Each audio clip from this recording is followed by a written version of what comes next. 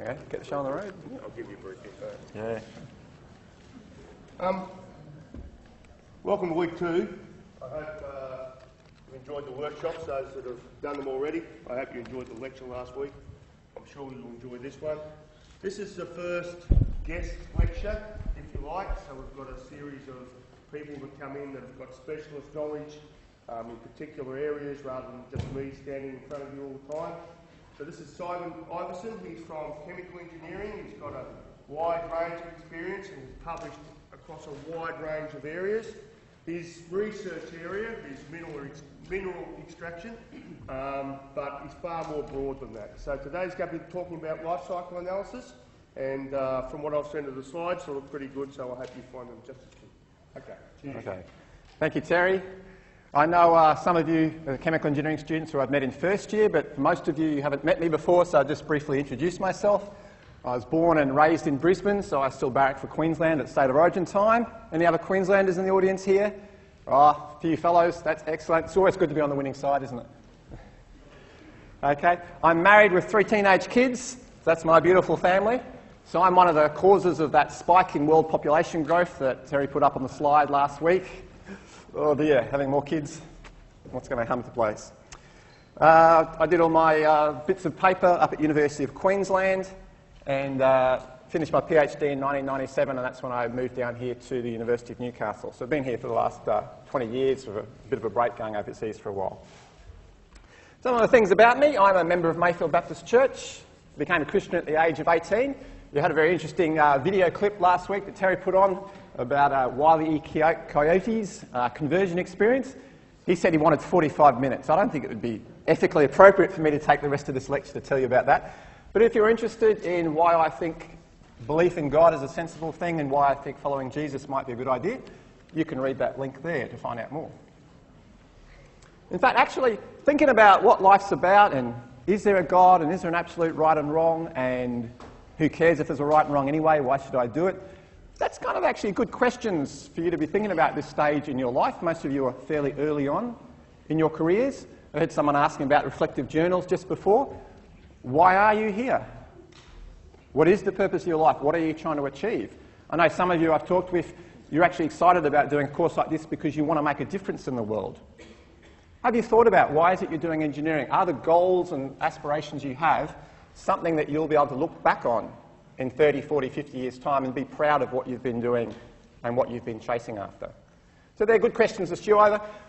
You're at a university, there's lots of student clubs out, there's an atheist society, there's all sorts of religious groups, lots of opportunities to actually take some time out and actually think about those important questions, because if you just get caught up in the rat race of life, you might find yourself in retirement in 50 years' time thinking, why did I waste my life doing that when I could have made a difference doing this? Good things to think about. Other things I do: I'm a surf lifesaver at Stockton Beach. I've never had to rescue anyone yet. The waves are usually only about that high, so no heroic Bondi Beach rescues for me yet. And when I'm having a bit of fun, I enjoy playing Lego, I enjoy playing board games, and I enjoy underwater hockey. What is underwater hockey, I hear you say? Well, I'm glad you asked. A friend of mine at the club put together this little video clip of what underwater hockey is. So that's the puck that sits on the bottom of the pool. You have a stick about that long. And as you can see, you can maybe flick it for 1 or 2 metres, but then the rest of it's pushing it around and manoeuvring and trying to get away from people. That's my son doing an intercept there. Not bad, actually. And yeah, so you wear a snorkel, and it's an interesting team sport because you have to work as a team, but you can't talk to each other because you're underwater with a snorkel in your mouth. So you've really got to be looking around and thinking, oh, my 2 friends are on the bottom and they've got the puck, and I need to go down now so they can pass the puck to me before they go up for air, but boy, I just really want to take a few more breaths before I even think about going back down. So I'm enjoying it. I've been playing that sport for about 18 months, and Thursday nights at the Forum, 7:30 to 8:30. Newcomers are welcome. If you're coming, come at about 7 o'clock and we can kit you up and have some fun. Okay, that's the end of the introduction from me. So now to start focusing about what we're here for. Where did we get to last week? Terry talked you through a bit about attempting to define sustainability, and quite a few of you offered ideas and suggestions about it.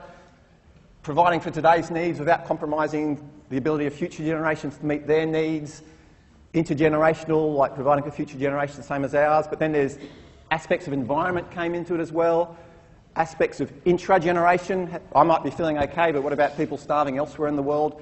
And so we saw that defining sustainability was quite a fuzzy concept, quite difficult to really do succinctly, but it's something we desire to do because we can see clearly in the world around us that things aren't sustainable.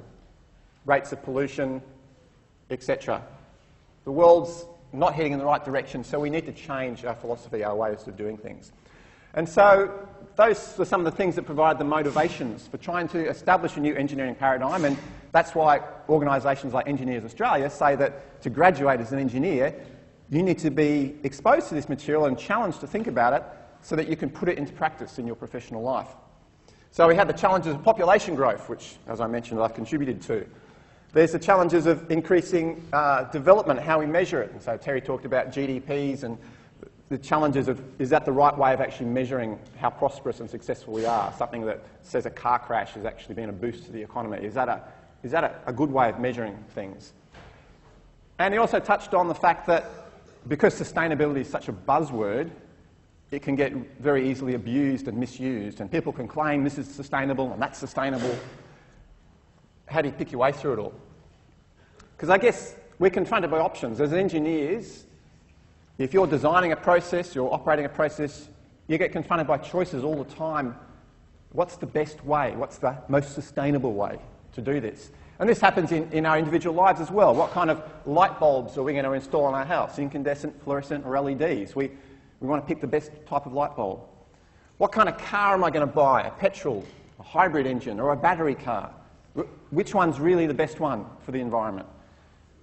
What kind of cups are we going to have at our party? Disposable paper and plastic cups, glass cups that we rewash with detergent and hot water.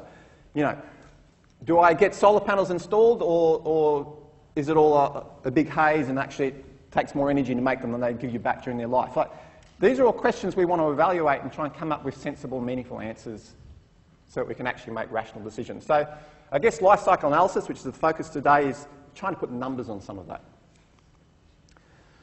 Real life is complex, and so picking the best solution to a problem is not always obvious. It often involves trade-offs, often multiple parties with different interests. In engineering and in management, a common phrase people talk about is the triple bottom line. The three things being, we don't just want to make something that works. So as engineers, we tend to think technically. We make something that works. There are lots of options of things that work. But we also need to think about, is it economic? Your company is not going to employ you to make something if it doesn't make any money. So it's got to tick some boxes economically. But then we've also got to think about socially, is it acceptable what we're doing? Is it legal? Is it equitable to the people involved? And what about the impact on the environment? So triple bottom line, economic, social and environment. So we're looking at how we can weigh up those different things. And I'll come back to that when you see me again in week 9, multi-criterion decision analysis, where we're looking at how do you compare all these different options and weight them, and how do you rationally come together to see what the best solution is. And some of these were touched on last week, talking about Human Development Index. So some of the ways that we might try and measure social and economic things like life expectancy, education, living standards, they're all trying to put a handle on some of these concepts. And so we're looking for things, there's the technical space, we need to have things that make economic sense, that make money.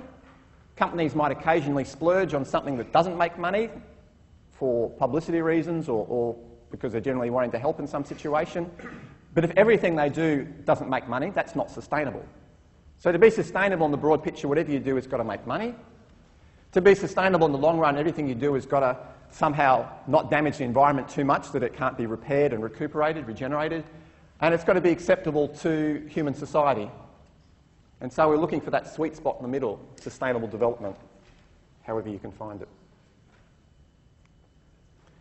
So some of the sorts of indicators we use for social things, you know, does it comply with legal obligations? That's a kind of a yes, no, pass, fail criteria. Does it look after the health and safety of workers and community members? If we're using toxic substances, does it get released? Firefighting foam in Williamtown Airport, etc., things like that. Does it treat safety? Does it involve community in the decisions being made, and do they support it? And there's some of the issues you'll touch on more next year as well in Eng 3500. Economic things like taxes paid, GDP, estimates of wealth created. So one of the Homer tutorial workshops, I think you look a little bit at the ideas of net present value and internal rates of return. In terms of environmental things, and this is starting to touch on more of what we'll talk about today, the amounts of energy consumed in a process and where that energy came from. Did it come from a sustainable renewable source or from a fossil fuel, something that's not renewable? What volume or mass of materials have used? How many trees did we chop down? How much minerals did we dig out of the earth? What sort of wastes are being produced? Solid wastes. Where did they go? Landfill. What sort of emissions to air? Particulates and greenhouse gases, things like that. And what sort of effluents are getting released into our waterways? And so life cycle analysis is a tool that tries to look over a process and try and identify all of these outputs so that we can make some sensible decisions about the best options, the best ways to go. So what we're going to cover, we're going to look at material life cycles. We'll talk about some of the principles of sustainable and green engineering and do some detailed number crunching to actually show you some examples of what life cycle analysis looks about. And the idea is that you're hopefully going to be using some of the tools you learned today and applying them in your project. So hopefully you get to the end of the lecture today and you've seen some things that, yep, okay, that remote community energy system you're developing, you need to apply some of these tools to evaluating the different power supply options that you're looking at for that community. Let's go back to light bulbs. Who here has actually still got incandescent light bulbs in their home? You know, the hot filaments that glow hot. Some old houses still have them in there. Okay, about a third of the people here have still got them. They used to be the only thing around, the only kid on the block. Then along came the compact fluorescent light bulbs. And they've been around so long now, you guys probably take them for granted. Now we have LED light bulbs. So it was interesting when the compact fluorescent light bulbs first came out. They were the new wonder kid, and everyone's saying, these are great. They only use 20% of the power of a filament light bulb. So using only 1/5 of the energy to provide the same amount of light. That sounds pretty good, keeps the power bills down. And they last 7 times longer. So it's less waste going to landfill. It's a no-brainer. Surely, it's obvious everyone should get rid of their incandescent bulbs and buy the compact fluorescent light bulbs. But, you know, there's always some people out there that, you know, stir up and create trouble and say, but hang on, what about the mercury? What's inside a fluorescent light bulb? It's the gases. Most of it's argon, pretty harmless gas, but there's also mercury vapour inside those fluorescent bulbs.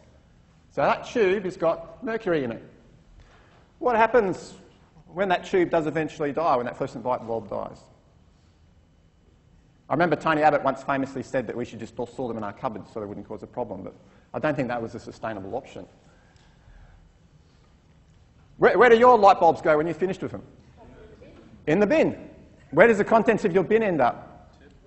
In the landfill. That's right, so they go to landfill. What happens when mercury goes into a landfill? Well, landfills are fairly anaerobic environments. Sorry for throwing a chemistry term in. That means low oxygen. So in a low oxygen environment, that mercury reacts and forms something called dimethylmercury, which is one of the strongest known neurotoxins to man. There's a famous example, Dr. Karen Wedderhahn, a professor, chemistry professor. She was handling some of this stuff in a fume hood. She had latex gloves on. A drop of it landed on the finger of her glove. Within a minute, she had the glove off and she was running her hands under water to wash them. Within a year, she was dead from neurological diseases. There's just enough of that mercury, dimethyl, had leaked through the glove, got into her skin, and it slowly killed her. This is toxic stuff. Are we really wanting to throw all these light bulbs in the landfills if we're going to be causing this stuff to be released to the environment? Good questions. Yeah, it saves on energy, but creates toxins. Are these compact fluorescent light bulbs really as good as we say? That would be a difficult trade-off to make. How do you evaluate saving in greenhouse gases versus increase in toxic mercury? And how you make those trade-offs is one of the topics we'll look at in week 9. But in this case here, the story was a bit easier to answer because it was a flawed outlook. What was happening, the people that were putting forward that line of argument, they were only looking at what happens once the bulbs enter the landfill. So the system boundary, that dotted line represents the system boundary, they were comparing your fluorescent bulbs and your incandescent bulbs, and they were only looking at the impact they had on the landfill. And they said, what about all that mercury in the landfill? That's bad, we shouldn't do it. However, life cycle analysis talks about the fact we need to consider the whole life cycle of a product, not just one particular aspect of it, to make a valid decision. And if our incandescent bulbs are using 5 times as much electricity as our fluorescent bulbs, what's happening here at the power plant that produces electricity? Yeah, burning how much more fossil fuels? About 5 times more fossil fuels. Coal has a little bit of mercury in it. Not much. But when you burn coal in a power station, that mercury goes up the stack. And so when you do the maths, it turns out that if you look at the whole life cycle, because the fluorescent bulbs use less electrical energy, and because our electrical energy comes from coal-fired power stations, overall less mercury is being emitted to the environment. So in that particular case, having a holistic life cycle view on it made the decision much clearer. Yeah, the fluorescent light bulbs are still the better choice because overall, not only are they saving energy and greenhouse gases, they are actually resulting in less emissions of mercury. But what that illustration emphasises, hopefully, is the fact that you can't just look at one particular aspect of a product's life cycle. You need to consider over the whole life cycle all of the inputs and outputs. And that's called a cradle-to-grave approach, from when you first started digging the raw materials out of the ground to make it, to when it first ends its life in a landfill or being recycled or whatever happens. Okay? And it's also raised awareness of the fact that it's not just all about greenhouse gases or all about energy. There's toxins and all sorts of other pollutants that we want to maybe evaluate. Any questions about that example or that concept? I know it's challenging to put your hand up in a large class, but yes, sir. Yes. What about the impact of all that mercury going to one specific point? So the idea of a concentrated point source versus dispersed throughout the environment. Yeah, look, that's a really good comment, and that's something else to evaluate and thinking about it. And the other issue is also, I didn't mention that mercury that's going up the stack, it's not going into an anaerobic environment, it's out in the atmosphere. So the compounds it reacts and forms aren't as toxic as the ones that end up in the landfill. So yeah, so it actually gets quite complicated thinking about all those things. So my answer is, good point, it gets complicated. Yeah. Concentrated sources versus general spreading around in the whole community. We're all happy to share a little bit of mercury so that some people don't get overdoses. Interesting ethical question. Oh, did that word ethics just come up again? Yeah. Okay.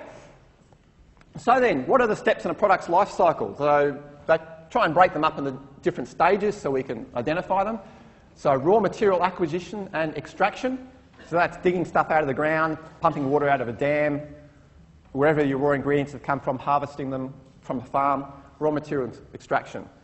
Then you've got the manufacturing step. So where it goes into your factory or your process or wherever, where you extract the sugar, you distill the crude oil, you make the plastics, you solder the electrical component boards, whatever is the process that you're doing is. And then you've got, in between all these steps, you've got transportation. Is it being pumped in a pipe? Is it coming by truck? Is it coming by sea? So all those transportation steps can have an impact on the environment. Materials don't always get used immediately, so you need to think about the impacts of storage, particularly food products. If things are stored in refrigeration, that fridge is churning away using electricity during a period of several days while the food might be in storage. And what happens as the customer uses it and then disposes of it? Where does it go? What happens to it next? Does it decompose in a landfill? Does it get burnt to generate energy? Does the bits of it get recycled or reused? And so thinking about the whole life cycle, we need to step back and think about not just the bit of the life cycle that we see, but think about the big picture. Where did this come from? How did it get there? What steps are involved in that process? Okay, so let's get an illustration of this. Let's think about a bottle of water, okay? You go to the shop on campus, you buy yourself a bottle of water out of the fridge. What would be some of the steps involved in that? Let me do the first one for you. I want you to try and list all the resources and emissions involved with each of the steps. But let's think about raw material acquisition just to get you started. So it's in a plastic bottle and it's containing water. So the water might have come out of the ground maybe. Maybe it's mineral spring water. So maybe someone's drilled a hole in the ground to extract water out of an aquifer. So there's the whole process of drilling for the water. The plastic is made from crude oil, so someone's had to drill a well to get the crude oil out of the ground to make the plastic. Okay? How did they do the drilling? They had to use a steel drill. Well, had to make the steel for the drill somewhere, didn't they? Someone had to dig up iron ore to make the steel and then manufacture it and turn it into a drill, etc. So you can see quite a lot goes into the raw material acquisition for a drink bottle. I want you guys now that you can do it by yourself or talk to the person next to you and come up with a list. See if you can think of what are all the processes involved in, say, the manufacture of this bottle, in the use of it and the disposal of it and the recycling it. What are the different steps along the process and what sort of impacts might they be having? So take a few minutes, talk to the person next to you, see if you can come up with something under those headings. What are all the different processes involved? What transport steps were there?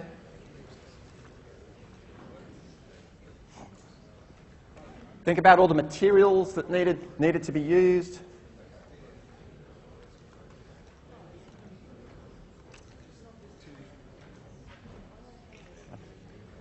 Where did the energy come from to run all these processes? See if you can come up with some listings under those headings.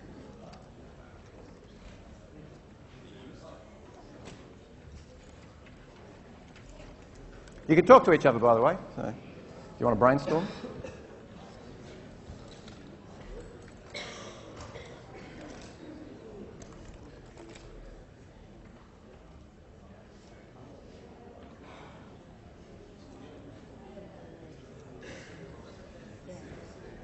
You coming up with stuff? Yeah, on that page. On that page over there. Okay, cool. Yep. Coal, water extraction. Yep. Lots of people have got a list of headings, not as much information after the headings. Looks like you've got the waiting for the lecturer to put all up in the slide syndrome. I'm going to be asking for answers, so put some things down. What sort of materials, what sort of energy, what sort of transportation steps have been involved in getting that bottle of water into your hand to drink, and what happens to it afterwards?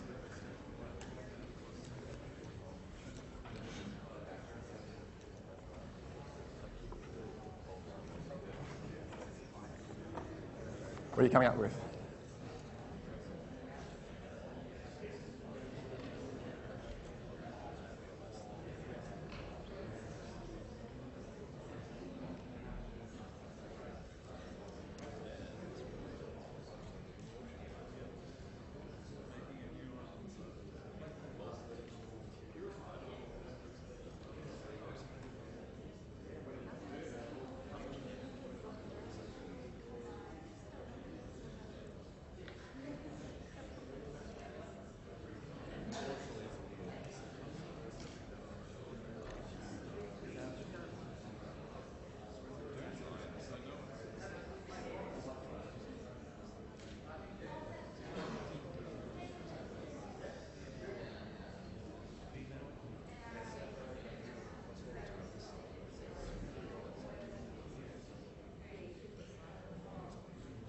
Okay, let's get a few answers from people.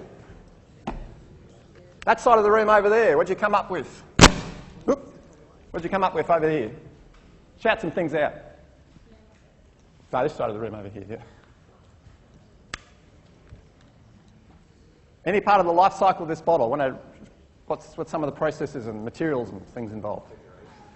Refrigeration. Okay, the refrigeration unit to keep it cold. And what's that fridge using? Energy, electrical energy. Okay, great. Other suggestions?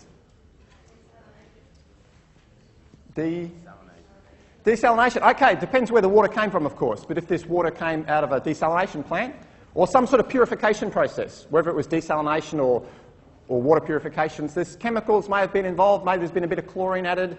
So there's stuff been happening to make the water pure. Okay, let's move over. There was a hand over here before. Yeah.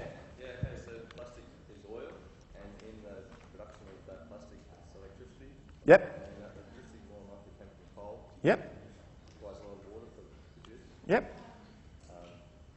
In the extraction of coal as well as the generation of power. Okay, excellent. Well, there's a long list there. So he started off saying that coal was used to produce the energy. A lot of water gets used in coal and mineral washing and processing. So there's been water and coal being used to make energy. That energy was used to run the, where'd you get to next? The factory that was producing the bottles. Yeah. Okay, excellent. Any other comments or additions over here? Yes, sir. Energy to the recycling plant. Okay, so you're coming right to the end of the process. What happened to those bottles? At the moment, Australia's in a bit of a crisis in recycling because China's stopped accepting all our recycled waste. Have you heard about that in the news? So all the recycling thing, what are we going to do with all this plastic? So maybe that'll encourage some local entrepreneurs to start recycling here in Australia, but it's going to cost money, economies of scale and things like that. But yeah, if we're recycling that plastic, we'll often have to melt it down to remould it. So that melting process is going to take energy. Yeah, excellent. Any other suggestions over this side of the room? Up the top, the balcony. Anyone's got a pet suggestion they haven't heard yet, they want to really throw out there? Yes? Energy used to skill the people to operate all of these things. Energy used to skill the people, to train the people. Yes. Okay, all the operators. All you guys, there's probably a few engineers involved in all these steps. You guys all had to do your education at university and use light bulbs and things like this, and all your training's used energy. We put that down to veggies. You put that down to what? Veggies. Yeah. Okay, so you can see it's kind of like a rabbit hole, isn't it? Like Alice in Wonderland. The deeper you go, the further the tendrils go out, and you sort of think, well, do I start thinking about the concrete that was used to make this lecture theatre to train the engineer that works in the thing? So it can kind of be an endless web, but you've got to be sensible at some stage and draw the line, the system boundary, and I'll talk about that a bit later on, but clearly define what things are you going to include in your life cycle analysis and what things will you assume that was going to happen anyway. So it's not specifically an impact of this process, so I'll leave that outside of my system boundary. But yeah, all sorts of things, energy use for distillation, crude oil, extracting plastics, making the steel machine parts, transporting stuff around. People didn't mention transport very much then, but you've got the trucks and cars used to move raw materials around. What about the roads that the trucks drive on, the petrol that the trucks burn? The use, refrigeration, we had that one. Disposal. We talked about recycling, but if a lot of it ends up in landfill, how does it get to landfill? So there's a whole lot of complications. What comes out of all this process? Here's an example of a life cycle analysis on a 1 kilogram bottle of Greek beer. So next time you go to the pub and you choose that exotic imported Greek beer, 1 kilogram bottle. You can see this impact factors. They've looked at greenhouse effect, ozone depletion, eutrophication and smog formation. So greenhouse effect is in CO2 equivalents. So it may not all be CO2, but it's looking at the equivalent impact on global warming of all the emissions. And a 1 kilogram bottle, they reckon, has resulted in a whopping 390 kilograms of CO2. 1 kilogram bottle, 392 kilograms of CO2 being released into the air. I find that pretty incredible. Ozone depletion, that's carbon fluorocarbon equivalents, that's stuff that eats up the ozone layer. You can see it's not too much of that. But then again, you don't need very much to cause a lot of damage to the ozone. Eutrophication, that's like when you see algal blooms in the waterways because of high phosphorus and nitrogen levels and stuff like that. So that's being measured in phosphate equivalents. Smog formation, that's being measured in ethene equivalents. So that's the chemicals that cause photochemical smog in our cities. So you can see it's all sorts of impacts, and you could have a longer list of things coming out of that. But wow, 1 kilogram producing 392 kilograms of CO2. Does that surprise you? Well, I find that pretty surprising. So where did it all come from? Here's the breakdown. Raw material extraction was only 3%. Beer production, so the brewing process, only 6%. Bottle production, glass bottles, silica and stuff, a bit of energy in melting glass, but that's only been 4%. Packaging, 85% was transport and distribution. We're in Australia, that bottle of beer's in Greece. It had to get here somehow. It's been handled multiple times, put on ships, put on trucks, put on lorries to get down to you. So that luxury of having that exotic imported beer has just cost the world 392 kilograms of extra greenhouse gases. What's the take-home message from that? Eat local, grow your veggies at home. Okay, here's another one. I just got, this is a pretty recent one. This came out in Journal Nature Plants just last year. This is in England, looking at a life cycle analysis on a loaf of bread, I think an 800-gram loaf of bread. And it's a really interesting paper. I've got the link there. You can go and have a read of it. It's pretty understandable. I think you could understand it. And it talks about, it analysed all the steps in it. So it looked at the cultivation of the wheat used to make the flour. So establishing the farms, all the steps involved in ploughing the fields, Once you've planted the seed, it's protecting the crops, so things like herbicides and things like that. Harvesting equipment, and the big combine harvester goes over. Drying, storage and transport of the wheat grains. Then it goes over to looking at the milling process, so crushing up those wheat grains to make the flour. And then there's the baking process. And so this only got as far as slicing, packaging and dispatch. So this is called cradle-to-gate analysis. Cradle to gate. So they didn't quite get all the way to the grave, but they got the cradle to the gate of the factory. And so this cradle to gate analysis, they found that the total global warming potential was 589 grams of CO2. So at least it's less than the weight of the bread that you're eating is how much CO2 you're putting into the air. What's interesting though, and what one of the benefits of life cycle analysis is it starts to let you see, well, where are most of the emissions coming from? So we already looked at, for the Greek beer, the transportation step. So the clear take-home message is use local products.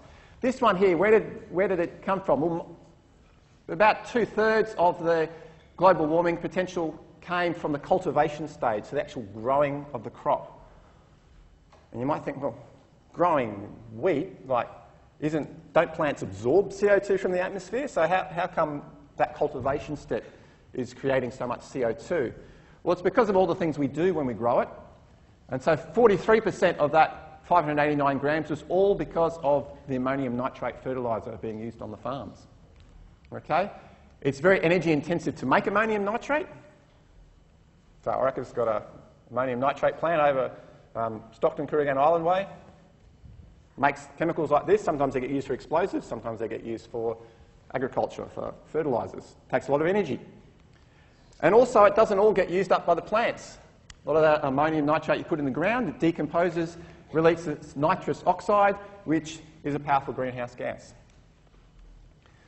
And so what a study like this does is it helps identify, well, where are the weak points in the process? Where are the unsustainable aspects and what can we do about it? So the challenge comes at, can we grow our grain using less fertiliser? Can we use the fertiliser in a way so that it won't decompose as much?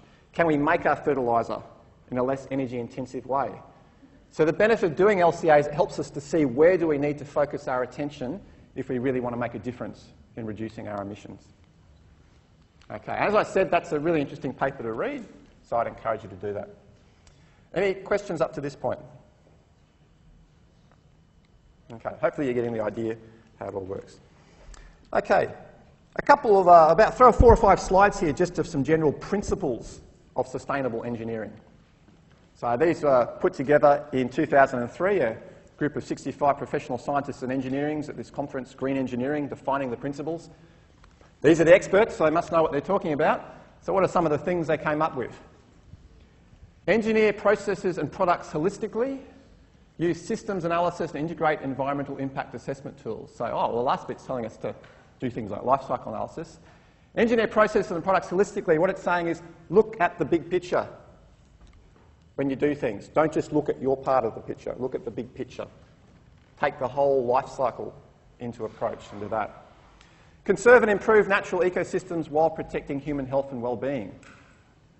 It sounds great.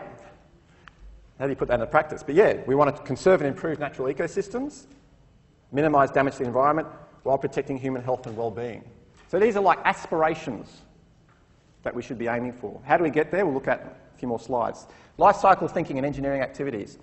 Ensure that all material and energy inputs and outputs are as inherently safe and benign as possible. So when you're choosing between different feedstocks, choose the ones that are the least damaging, the least toxic. When you're choosing between different processes, choose the process that produces the more inert, less toxic waste.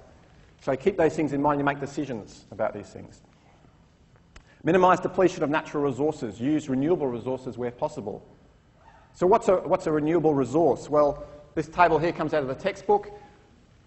Talks about different sort of categories of degrees of renewability, I guess you could think about. Talks about, I don't like whenever they say non-regenerative and infinite, because those things don't really exist in the real world, but it's got down here in the non-regenerative category, coal, natural gas, oil, fossil water. So fossil fuels, they do regenerate, but it just takes you a few 100 million years to do it. Okay, but so from a practical point of view, non-regenerative. Theoretically recoverable, so all elemental minerals and metals, copper cabling and electric components. That copper, you can reuse it, resmelt it indefinitely. So things like that. Recyclable, so that's metals and water we can purify and clean and reuse. Regenerative, things that start to repair themselves if we give them enough time and we treat them nicely, so soils, surface water and groundwater stocks. Regenerative, things that are much easier to control and much faster timescales. Animals and fish can breed up, vegetables and forests can be planted.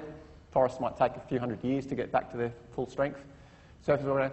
And things that it calls infinite, which of course is not really true, but was it 4 billion years' time the sun's going to wipe out planet Earth, but in the next few hundred years, practically infinite. So our air supply, solar energy, wind energy, geothermal energy, tidal energy, all sorts of practically infinite resources we have. And so the challenge then is always to be thinking, can I use something further up this end of the scale, more towards the renewable end of the scale, rather than relying on things that are less renewable, harder to replace. So thinking about your feedstocks, where they come from, what processes we use to make them, how can we do it better with more renewable things.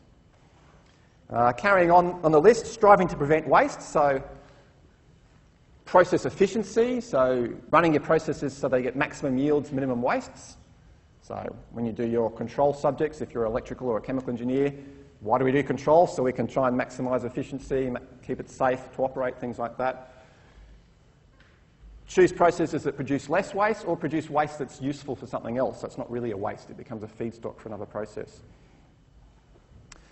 Number 7, it starts to talk about that social aspect. So remember, triple bottom line, environmental, social, economic. So as you develop and apply solutions, you need to be thinking about the local situation, the aspirations and the cultures of people in the area.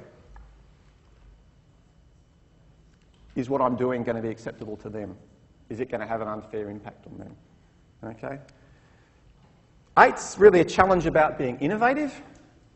Create engineering solutions beyond current or dominant technologies. So try and think out of the box. Try not just to do it the way it's always been done before, the way the textbook says to do it, but think, are there clever solutions? And we'll look at a couple of examples of people who have thought out of the box and see some of the processes that's come out of that. Actively engage with communities and stakeholders, so that sort of comes back a bit to there, talking about aspiration and cultures of local people. And I guess the big message in all of this is that thinking about sustainability needs to become embedded in our consciousness as engineers right back at the design stage. Right back when we start putting pen to paper and designing something, we need to be thinking back there about sustainability, not as a bolt-on that gets added when our factory starts spewing out noxious fumes and we think, oh, we've got to bolt something on to clean up the mess at the end. If we can design it from scratch so it doesn't produce the mess, we're going to be much better off and probably more efficient. There's another set of principles called the green engineering principles, and I like this list because it's a little bit more practically orientated. The previous list was a bit of like kind of a wish list of motherhood statement, whereas this one's a bit more, what are some actual practical things that we might be able to do? So, inherent rather than circumstantial. So designers need to strive to ensure that all the materials and energy inputs and outputs are as inherently non-hazardous as possible. So that's the idea of choosing processes that are innately safer. So if you read stuff about nuclear power industry, for instance, there's a lot of people talking about the latest designs of nuclear reactors where they inherently can't cause a runaway reaction because as soon as they heat up, there's a plug at the bottom. Above a certain temperature, that plug melts, and so all the contents of the reactor drain out into a tank at the bottom. So they're inherently designed to be fail-safe. Okay? You're trying to do the same theory in terms of things making things inherently non-hazardous, avoiding producing toxic chemicals if you can along the way. Prevention instead of treatment. Prevention is better than cure. So avoid making the waste rather than focusing on cleaning it up at the end. Design for separation. So this is starting to get, particularly for those of you who are making products that involve putting lots of bits and pieces together. You know, something like a device like this, a widget. So if you're designing widgets, and they could be big widgets like cars and space stations, or they could be little widgets like things we carry in our pockets, and you're building things made of lots of components, think about, can we build it in such a way that it will make it easier to separate all those parts back out again so that they can be more efficiently reused and recycled? Because frustrating, isn't it, when something like this goes wrong and you can't fix it. So it just gets tossed out in the bin. So if you make it easier to pull apart, one, it's easier to fix, and two, it's easier to recycle and reuse all those bits. E-waste is a huge problem. So if we can find ways to make our products so that they can get better separated, That will minimise the energy in their life cycle. Maximise efficiency. Products, processes and systems should be designed to maximise mass, energy, space and time efficiency. So kind of a no-brainer, make your process as efficient as possible so it uses the least amount of energy and material. Avoid wastage. Can you cut the shapes from the moulds in such a way so that you avoid wastage from those shapes? Output pulled rather than input pushed. That's got to do with just-in-time manufacturing. So it's saying if you just produce stuff as it's needed, that means you avoid a lot of the storage steps.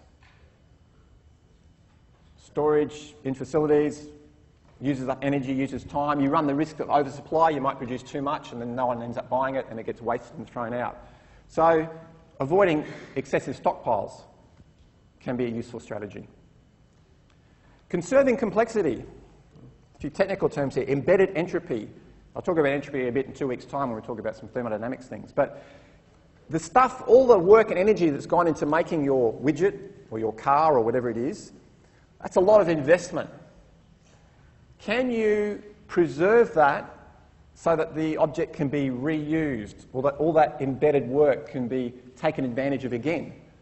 So inkjet cartridges might be an example. It's a fair amount of work goes into shaping and moulding inkjet cartridges. Can you make them so they can be reused? Don't just make it so that it has to get thrown out. Make it so it can be reused, and that way we're getting multiple benefits from that one ink cartridge if it can get used in multiple lives. Perhaps one of the most famous examples recently, the most spectacular, is designing rockets so that they can be recovered and reused. Good on Elon Musk for doing that. Okay? I think he only aims to use them 2 or 3 times, but at least it's better than just being thrown away after every use. It makes good economic sense, but it also makes good environmental sense. There's a huge amount of high-tech engineering has gone into building each of those rockets. A huge amount of investment. So it makes sense to try and make it so that you can reclaim it and reuse it. Can you do that with your processes? You guys are going to be engineers out there in 10, 20 years' time. You're going to be the ones making these decisions. Can you think about ways to do things to do this? Durability rather than immortality, that's kind of almost the opposite thing. We're talking about making things durable so they can be reused. This is just saying, warning against the danger of making it immortal. Don't make it so tough that it's going to still be around in 200 years' time when no one wants it and needs it, and it's going to be a pain in the neck to get rid of. So, yeah, some of these goals sort of have a little bit of conflict in them.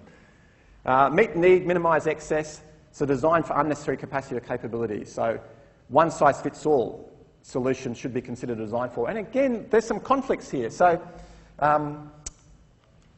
you're saying, on the one hand, one of the earlier things was do things more efficiently. But on the other hand, it's saying one-size-fits-all can mean that you end up with everyone's got the same 6-seater car, whereas a lot of people only need a 2-seater car, for instance. And there's some contradictions there because mass production has efficiencies of its own, but then they have to be traded off against the fact that when you mass produce, you're not making something that's custom-made for each individual person and their needs. So there are trade-offs on all of these, and they're not black and white. You need to think about your situation and think about these principles and which ones are most relevant to what you're doing. Minimise material diversity. This is, again, promoting recycling and reusing of it. So rather than having, copper screws here and stainless steel screws there and 5-inch screws there and 4-inch screws there, can you make your thing so that as much as possible it's got standardised size and parts in it so that it makes it easier to disassemble and recycle that? Make the whole structure out of the same plastic rather than mixing different types of plastic. Will make it easier to recycle that plastic. So again, this is all stuff that's happening at the design stage. Okay? Integrate local material and energy flows. I'll talk about that a bit more in a few slides about industrial ecology, but the idea of looking at what's going on around you. What are waste streams coming from other factories or processes in my area that I can take advantage of? Someone's trash might be someone else's treasure. So that's the idea of industrial ecology. Okay? And designing for commercial afterlight. So that afterlight, again, considering the fact, a lot of electric gizmos, we know that within 2 years' time they're going to be out of date. Is there something we can do to make them useful for something a bit longer than that? And again, using renewable resources rather than depleting ones. So, yeah, this is some questions, I guess, that you could ask yourself at the design stage. As I say, there can be some contradictions. Some of them can be pulling you in different ways, like maximising efficiency versus minimising material diversity. But they're kind of getting you to try and think about how to do things in a more clever way. Okay. In terms of waste management hierarchy, things like that, you've probably seen diagrams like this before. I think that my kids did some of this at school. You get a different list of what some of the processes are, but basically, in the natural world, if you think about natural ecosystems, there's no such thing as waste. It all gets recycled. You know, the carbon keeps going around in cycles, nitrogen keeps going around in cycles, the oxygen keeps going around in cycles. So everything's getting reused continually, and the idea is one system's inputs are another system's outputs. A plant's outputs becomes our inputs, the oxygen we breathe. Our outputs becomes the plant's fertiliser. So it's all going around in circles. So the idea is, can we run our society, can we run our processes in that way? So some of the things to think about are replacing or substituting materials you use with alternative renewable or less scarce materials. So if you're building houses, using timber in place of steel beams. Reducing or redesigning to conserve materials. So can we design our steel beams so that the cross-sectional area is less, but they still have the same structural strength? Really interesting material mechanical property concepts and the way people make these structures, which are just as strong but dramatically reduce the amount of metal that's gone into making them. Using water-efficient taps, ways to reduce the amount of materials. Can you repair something so it can keep getting reused? Reuse that rocket, reuse that car. If you can't repair it, can you reuse it in some other way with minimal additional processing? So washing and reusing glass bottles. I can still vaguely remember half-litre glass bottles that used to get delivered and collected and steam cleaned and reused again. If you can't reuse it in its current form, can you crush it up and use it as a road base or something like that? Can you find some other useful purpose for it? Can you reprocess it? So melting down aluminium cans and reforming them again. Can you recover the energy?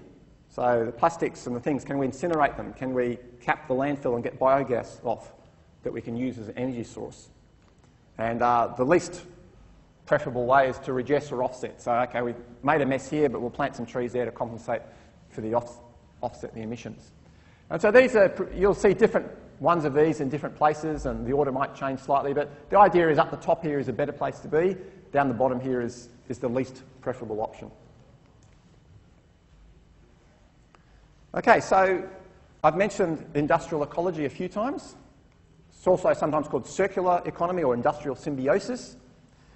It aims to close the loop in industrial processes by optimising things so that opportunities for waste from one industry can be used as feedstocks in another. And as I've already said several times, it's inspired by looking at ecosystems.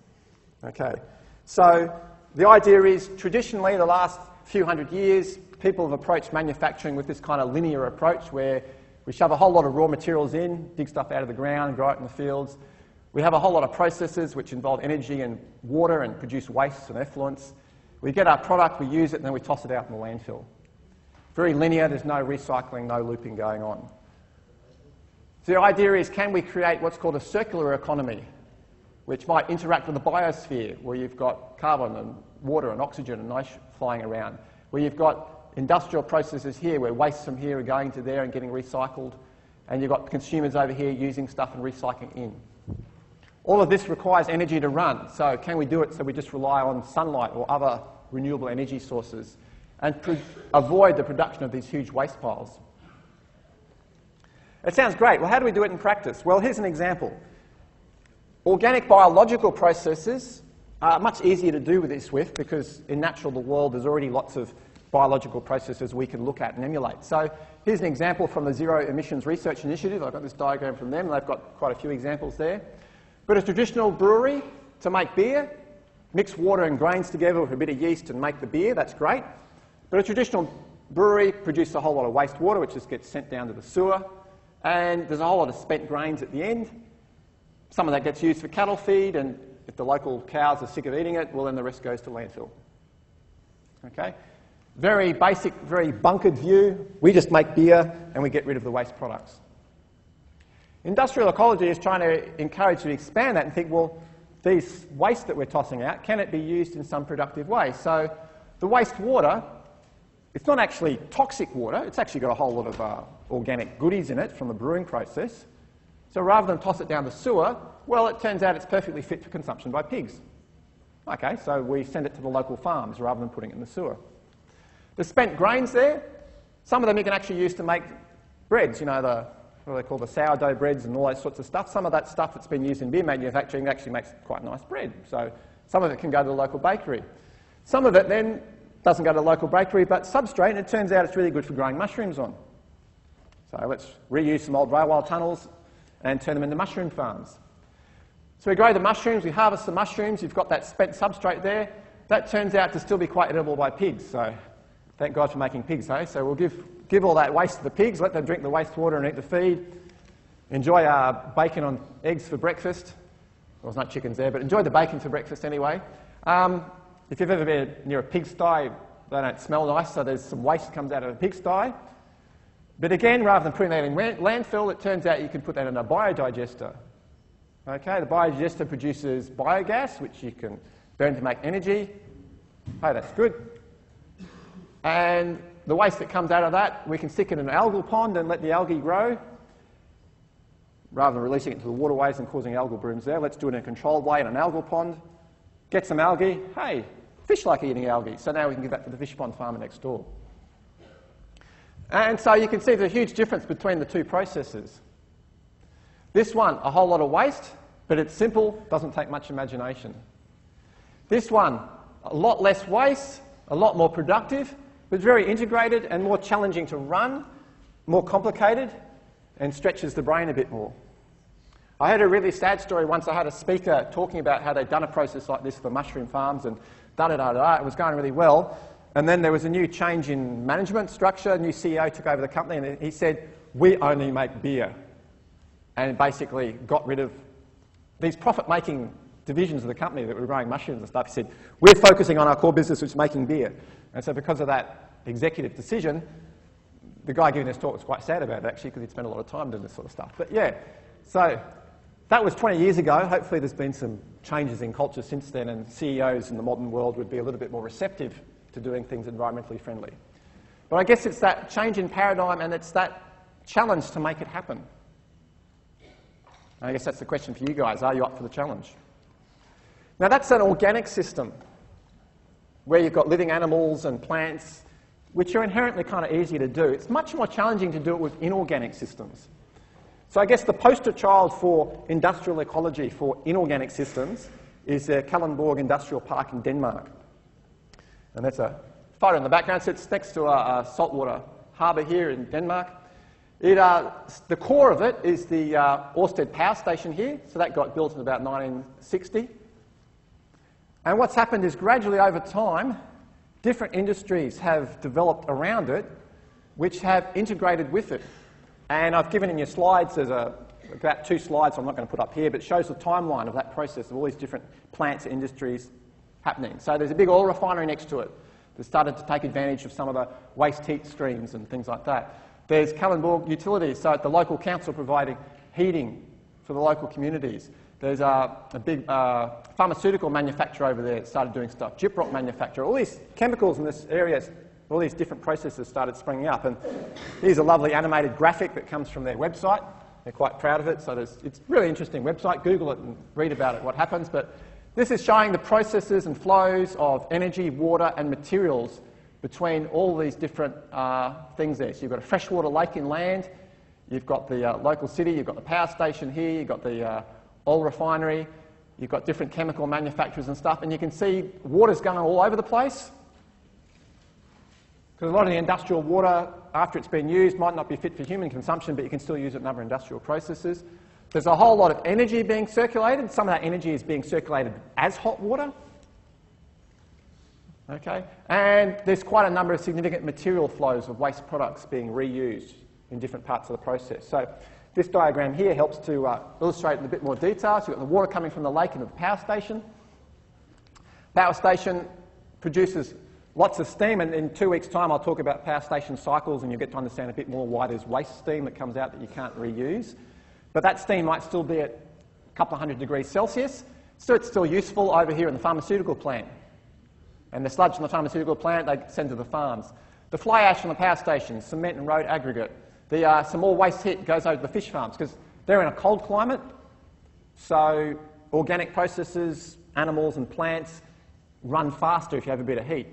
So chemical engineering principle, if you add 10 degrees Celsius, you roughly double the rate of reactions as a rule of thumb. And living beings are full of chemical processes. So if you add 10 degrees to the temperature, you roughly double the rate at which things happen. So if you've got cold weather conditions, it makes sense to heat things up a bit. You can get much faster growth in fish farms, much faster growth in greenhouses. So a lot of energy being passed around. There's sludges from the power station when they scrub the sulfur dioxide gas out. I'll talk about this in 2 weeks' time as well, but they get sulfate chemicals you can use to make gyprock, etc., etc.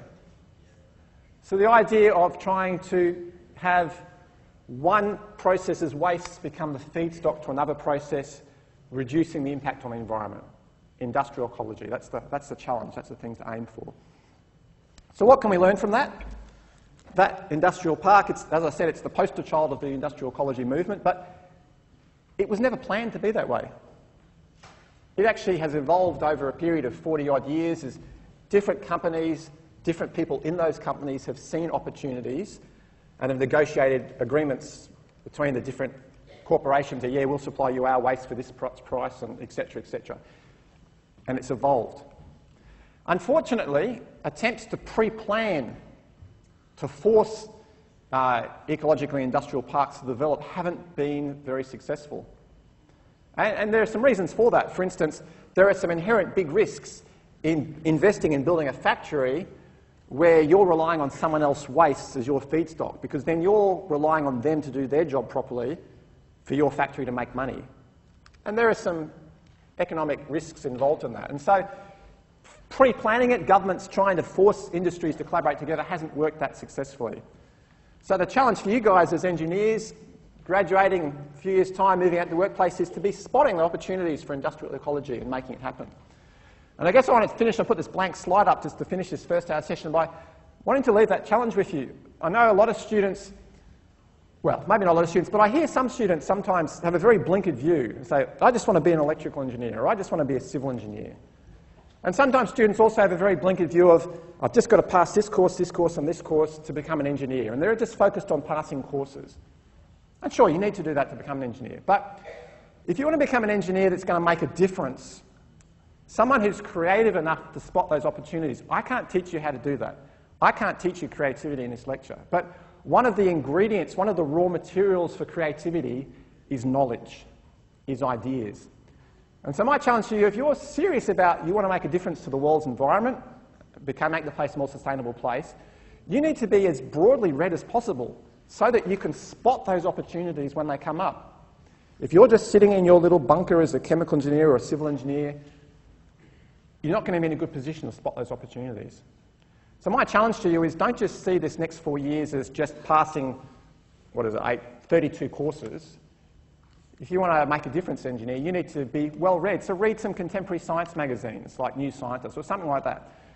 Sign up to subscription emails from CSIRO or something like that. Do some things so that you're keeping information flowing into your brains about what's going on in the wider world, what sort of scientific advances are being made, so that you'll be in a better position to spot these opportunities and make a difference. Anyway, that's enough of a sermon from me. We've been going for about an hour, so let's have a 10-minute break, a leg stretch, and we'll start off again at 13 past 10. So, have a break.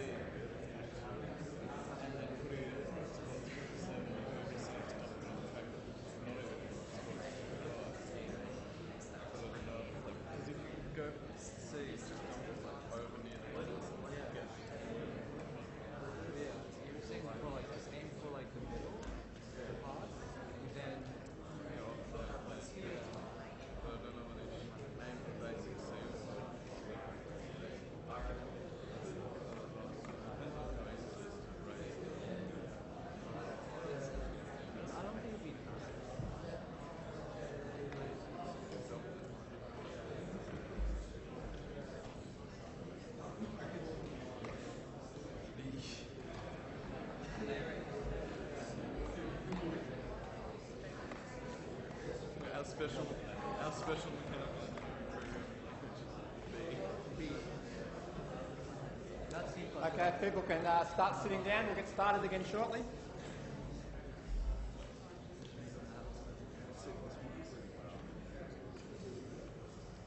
Okay. Those people at the back want to grab a seat. Let's get the lecture started again.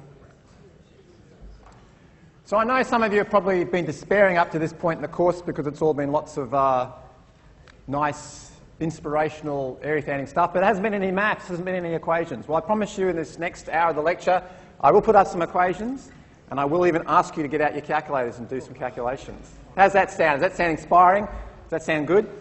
Let's put some numbers to some of this stuff, okay? So this diagram just reminds us of what we saw earlier about life cycle analysis. We need to consider all the different steps in a process: raw materials, production, transportation, use and disposal, with recycling. Each step we're thinking about the energy, the waste and the emissions involved. Okay, so when you start out to do a life cycle analysis on something, there are some sort of steps you need to go through. The textbook's got some of these. This is sort of a collation together of my perspective on it from a few different sources, so you won't see this exact list in the textbook, but basically you need to start off with setting your objective, define your basis, decide on your scope, then you need to do the hard work of the inventory analysis, and then the hard work of the impact assessment. All the way along through that process, as good engineers, as you do with anything, you should be stating all your assumptions clearly. You should be citing where all your data and information gets from, because what you'll find is you're relying on lots of other sources of information to put together your life cycle analysis. So you need to make sure you track and document where all your information is coming from. And you should also consider a sensitivity analysis, thinking about what if these numbers were a bit wrong? Does it change the final answer? So a little bit more detail. Step one, the objective or the goal. Actually try and put in words, what's the objective of this LCA? Why am I carrying it out? It could be because you want to work out your carbon footprint. Okay?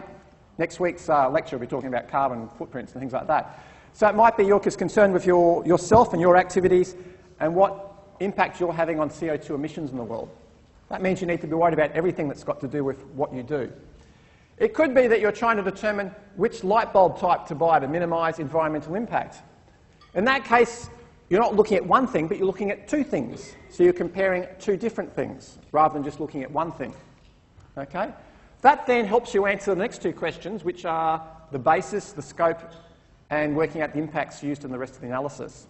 So let's move on. Step two, the basis. The basis is the amount of thing, or the amount of product, or the process that you want to analyse. So it could be analysing 1 year of your life if you're thinking about your carbon footprint. So how many holidays do I take in the year, all the travel, all the study, etc. Everything that takes place in 1 year of my life. It could be you're analysing different cars, so you analyse a car over a lifetime of 20 years, for instance, might be suitable. One of the important things here is if you're doing a two-product comparison, comparing two cars or two light bulbs, you need to make sure you're comparing them on a fair basis or an equivalent basis based on an equivalent service provided. So that's called a functional unit. So what does that look like for light bulbs? You would want to compare two different types of light bulbs based on providing the same amount of light for the same length of time.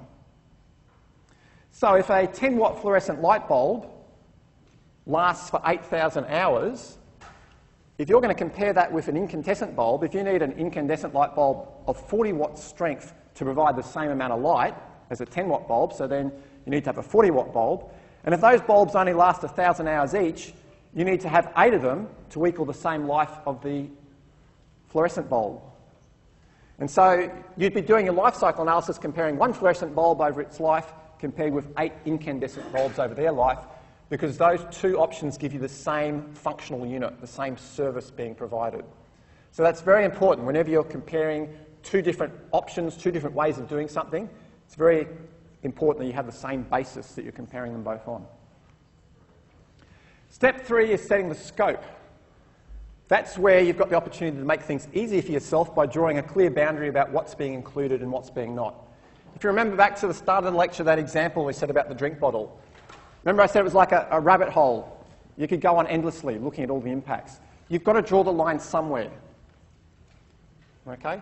And where you draw that line will determine how much work you need to put in. So how much do you care about the accuracy of the answer will also have an impact on how far wide you spread the net or how narrow you make your scope.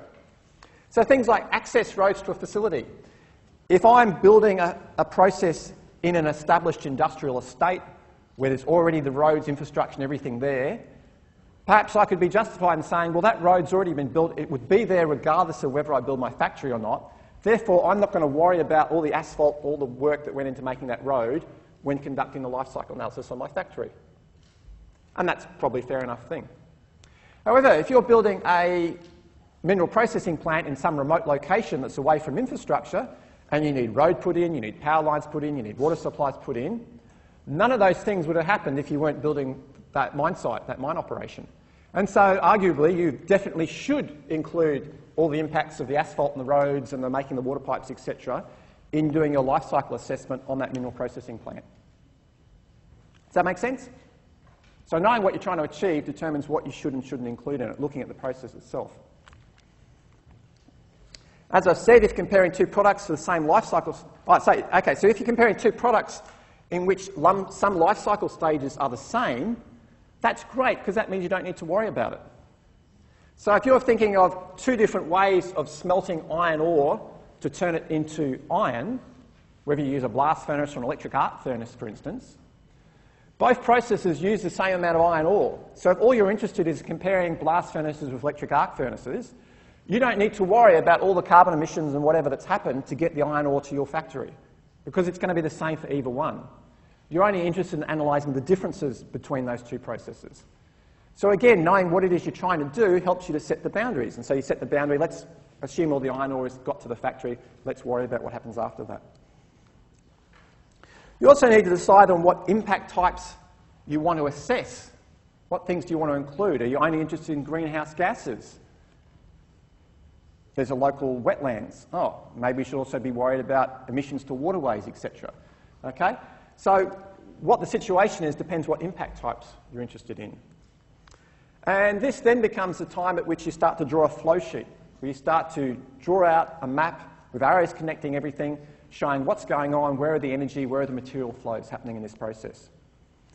So just in terms of the impact types, this is a diagram coming out of the textbook, so there's all sorts of impacts you could be considering.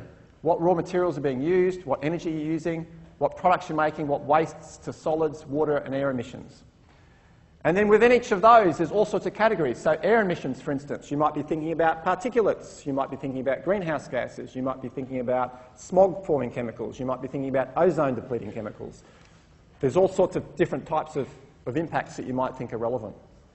And so again, knowing why you're doing the life cycle analysis helps you to answer the questions of what things to include and what things to exclude. I said about drawing up a flow sheet. So here's a flow sheet from the textbook for making peanut butter. So you sit down there and you look at your jar of peanut butter, a bit like what we did with the water bottle before. You think about what are all the processes involved in making that. So we've got the peanuts, the raw ingredients of the butter itself, the peanuts, the sugar and the oil. They had to come from somewhere. So you might be relying on an analysis of peanut farms to work out what the impacts of peanuts are, sugarcane, oil. They get roasted and mixed. You've got the glass and the steel to make the jar and the lid. You've got the paper and the ink that go on the label. You've got the cardboard and film that make the boxes that the peanut butter jars go into when they leave the factory door. So you've got all these different aspects, all sorts of manufacturing steps. Things come together at different stages. The peanut butter goes in the jars go into the boxes, the labels go into the jars before that. It all gets sent to a distribution centre, gets sent out to the shops, to the retailers. When the retailers get it, what happens to the cardboard cartons? Well, maybe the cardboard gets recycled and gets sent back there. Maybe it doesn't. Maybe it gets burnt and goes to landfill. So you need to be thinking about doing a bit of research. What does the local Woolworths do with all those cardboard boxes? Okay. Some of it goes to the user. What does the user do with it? Might need to do some surveys. What happens to the average peanut butter jar? How many of them get reused? How many of them go to landfills, etc. And so you come up with a picture of all the stages involved in that process. So that obviously requires knowledge. And again, where do you draw the system boundaries? And where can you find information that's relevant? So if you can find a reputable source of information about all the emissions involved in growing peanuts, then you think, great, I only need to extend my diagram that far, because then I can just bundle up all the information I found about peanuts, I can bundle it up and put that there. Okay? If you found out lots of information about glass manufacturing, steel for instance, you can cut your boundary off there and just take all that information as a given. Okay. Sometimes it's a pragmatic decision. Sometimes deciding what to include and what not to is based on, I simply don't have any information about this. And so you just have to state, this life cycle analysis doesn't include this transportation step or this manufacturing process because no information was available. Or maybe you just make up some dummy numbers, but you state clearly, I'm assuming 100 kilograms of CO2 for this step, but I don't have any data to support that assumption. In all of this engineering stuff, stating your assumptions, stating what you've done, making it clear, then it's all out in the open, no one can criticise. Are you asking a question, sir? Yep. I was going to ask about the data. How do we know what data to trust and what not to trust? Like the fluorescent and the compact bulbs. Yep. The fluorescent bulbs are made by many companies to be faulty, and that's why their life cycle is short. Yeah. If they were made to perfection, they could last for ages. Yeah. Okay, so if you didn't hear the question, the gentleman was asking, how do we know which data to trust? How do we know which manufacturers to trust to do things right? Just because something can last for 8,000 hours, if the company's wanting to increase sales, maybe the company deliberately does not do its quality control well so it can sell more light bulbs because they burn out more often. Okay?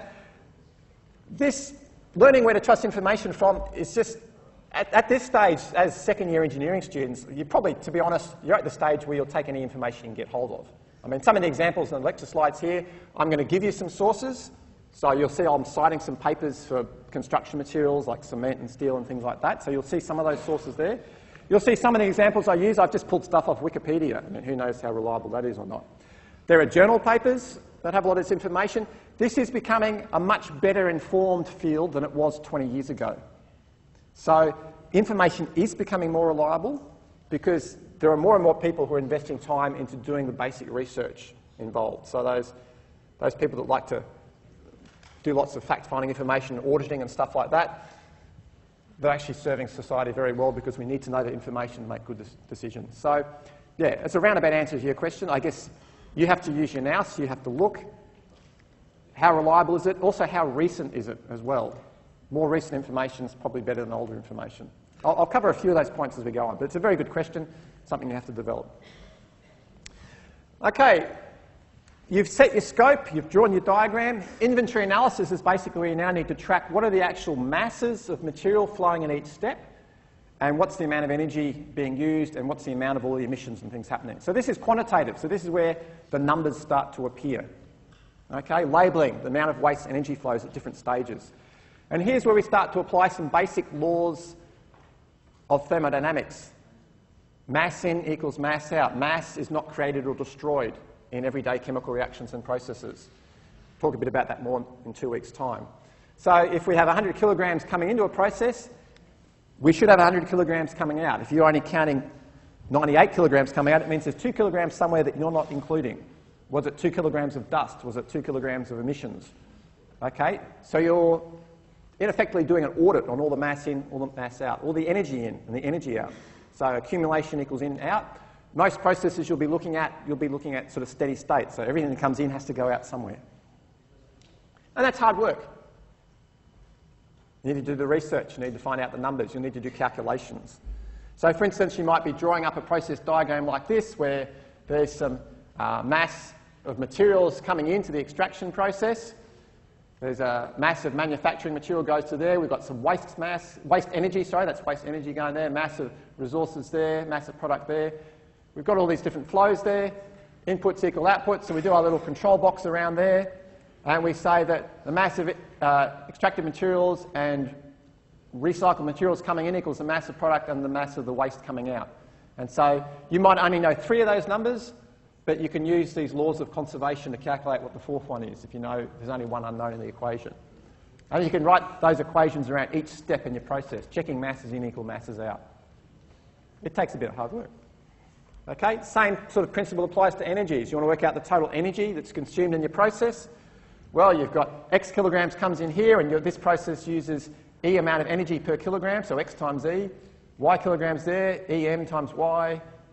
You're adding it all up. So doing this audit, it's like accounting. Instead of dollars, though, it's kilograms and joules of energy. Then the last step is impact assessments. Once you've accounted for all those flows and all those waste streams, is then thinking about the impact they have on the environment and the releases. And so there are different impacts we might be interested in. So how much embodied energy, how much energy have we used up? How much CO2 equivalent gases have we released causing global warming? How much water do we use up if we're in a scenario where water is a very limited resource? A lot of mineral processing plants in very remote locations, so they're very interested in how much water has been used. Stratospheric ozone depletion, CFC equivalents, eutrophication of waterways, phosphates, nitrates, etc. You might be thinking about human health. Remember that mercury that we said was being released to the environment, so indicators of human health, number of days lost time due to ill health, or how number of years lost life expectancy because of toxins being released to the environment, all sorts of impacts, and resource depletion. All along the way, as I've said, you need to state the source of the data you've used, think about how reliable and accurate you think it might be, how recent is it, does it apply to your geographic area? So that life cycle analysis on a loaf of bread, it's all based on UK figures. Do Australian farms use the same amount of ammonium nitrate fertilisers as UK farms? Are those figures for a UK loaf of bread the same as for an Australian loaf of bread? If you know no better, if you can't find an Australian analysis, then you say, I've got to use the figures from the UK, but you state clearly, I realise there's an inadequacy of this. Okay, I'm talking here about what you'll be doing for your assignments. Okay, you won't have the time and the scope to go and do all this research and necessarily answer all these questions, so you're going to sometimes have to use just whatever data you can find. But in a professional capacity, obviously, you'd be looking for the best data. Does it include important aspects? So we're going to see some examples shortly of how geography can make a difference in some of these things. And if you're suspicious about some of your numbers, what you do, if you're a respectable engineer, is you do a sensitivity analysis. You say, OK, that number's a bit dodgy. What happens if it was 20% higher? Would it affect the final outcomes very much? And if a 20% increase only makes a 0.5% difference to your answer, you say, well, it didn't matter that I used a dodgy number because it wasn't the important one. That's sensitivity analysis. So here's what an LCA output looks like. This is for a bunch of cans, aluminium cans. So it looks at all the resources used, bauxite, oil, electricity, energy, water. Looks at the emissions that came out, CO2, carbon monoxide, nitrous oxide, sulfates, sulfur oxides, particulates. And then it looks at some of the impacts of those things in different categories. So ozone depletion, global warming potential, acidification potential, that's like acid rain, so how much SO2 that forms sulfuric acid in the rain. Human toxicity potential, that's looking at the mercuries and the heavy metals that have leaked out into the environment. So you can do this full-blown life cycle assessment, come up with all these emission inventories, impact categories, and think, it's expensive, it takes a lot of detail and skill, and what are you going to do with it all? What are you supposed to do with this list of numbers that comes out? How do you weigh up CO2 gas and acid rain production against digging stuff out of the ground and toxicity and ease of recycling? How do you juggle all these numbers? Well, sometimes people try and combine them all together to come up with just one number at the end. And so there are things called eco-indicators and stuff like that. So here's a diagram for eco-indicator 99. Down here on the left-hand side, we've got all the different impact categories. So carbon fluorocarbons, lead, cadmium, polyaromatic hydrocarbons, which are carcinogenic and cause smog and stuff, dust, volatile organic carbons, DDT, so chemicals, pesticides, CO2, SO2, NOx, phosphorus. So these are all the emissions that they've worried about, extraction of things. Then here's all the impacts. So what damage do all these emissions do to ozone layers, heavy metals, carcinogens, smog, winter smog, summer smog, pesticides, blah, blah, blah, blah, waterways. And then from all of that, they then put another set of numbers to say, well, how many deaths did that cause? How much did it impair people's health? And how much did it damage the ecosystem? And at the same time up here, we're looking at how much fossil fuel and stuff we've used. And all the way, there's all these multipliers and numbers here, and then they take all these four numbers, multiplying them together to give a eco-indicator value, and it comes up with a number. And so this process might have a number 10, that process might have a number 11, so you think number 10 is better than 11. Trouble is, the numbers you get depend on all the weighting factors.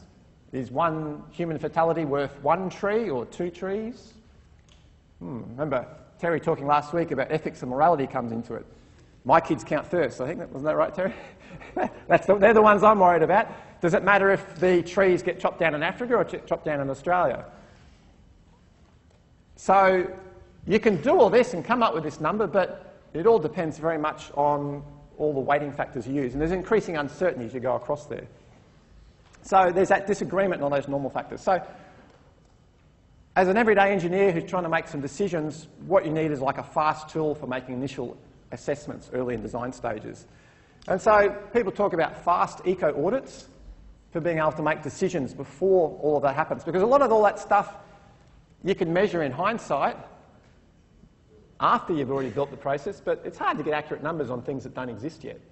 So early on, the design stage of a process, you want to be able to make calculations that can give you some numbers, at least give you a relative idea. And so generally the two most frequently used are how much energy and how much CO2 did you emit. You could include lots of others, but they tend to be the two that most often get talked about. Embodied energy and embodied CO2. And so you look at all the steps in the process, how much energy is involved, the material manufacture, etc., how much CO2 was involved in all of those. There's the basic processes. You might get some end-of-life credits. You might be able to burn stuff and generate energy and do things like that. But that's the sort of two basic ones, energy and oil. So energy and CO2. So what is embodied energy? Defined as the sum of all the energy inputs, fuels, power, materials that were used to make the product or to do the process. Okay? And here's a table. So we're starting to get some numbers here.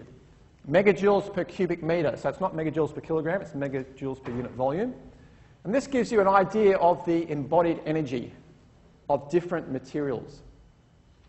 So we've got metals, polymers, ceramics, composite, hybrid materials. So you can see the metals are all up there at fairly high embodied energies. Why do you think metals would have high embodied energies? Heating up and smelting them, yeah. So it takes a lot of energy to smelt them. The other thing is a lot of those metals are present in very, very low concentrations in the environment. So mining and mineral processing, you might be digging copper out of the ground. It's only at 1% of the rock we dig out of the ground is copper. There's a lot of work you've got to do to get that 1% of copper into a state where you can then smelt it and refine it. So metals tend to have huge embodied energies in them. Polymers, much less embodied energies. It's very easy to get oil out of the ground. Stick a pipe down, and some places it comes out of under its own pressure. You don't even need to pump it. It just flows out as soon as you drill the hole down. So much lower embodied energies. All sorts of different ceramics, from some very cheap and easy ones down here, concrete, plaster and bricks, cement, up to obviously very complicated, highly engineered, exotic material ceramics. And you've got all sorts of hybrids here, including things down here, wood. So you can see growing trees is not particularly energy intensive. So if you can use wooden beams instead of steel beams, that means your structure has a lot less embodied energy in it. Okay? Embodied carbon, the same concept. How much CO2 was involved in making this thing or in running this process? So carbon dioxide emissions, looking over the whole life cycle.